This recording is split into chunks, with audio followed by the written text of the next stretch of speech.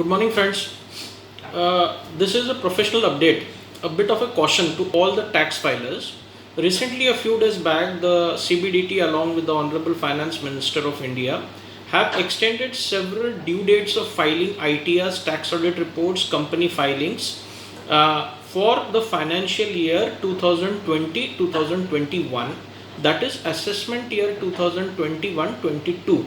However, two deadlines have not been extended. Keep this in mind. Number one, for those senior citizen and bank deposit holders who do not want to get their TDS deducted by the bank have to submit form 15G or H to the bank by 30th June 2021.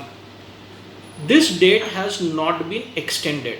It is still 30th June 2021. So kindly take care. Number two,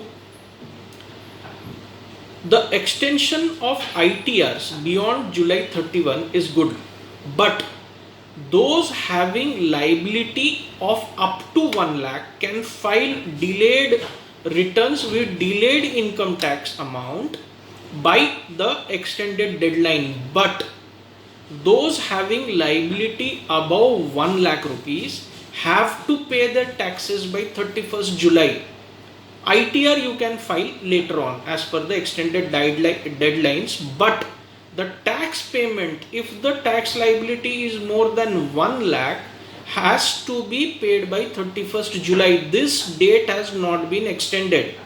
The implication of this, if you pay the income tax beyond 31st July and if your liability is more than 1 lakh rupees of income tax, then penal interest will be applicable under section 234A even if you are filing the ITR and paying the taxes within the extended deadlines. So keep this in mind for financial year 2021, assessment year 21-22. Have a nice day.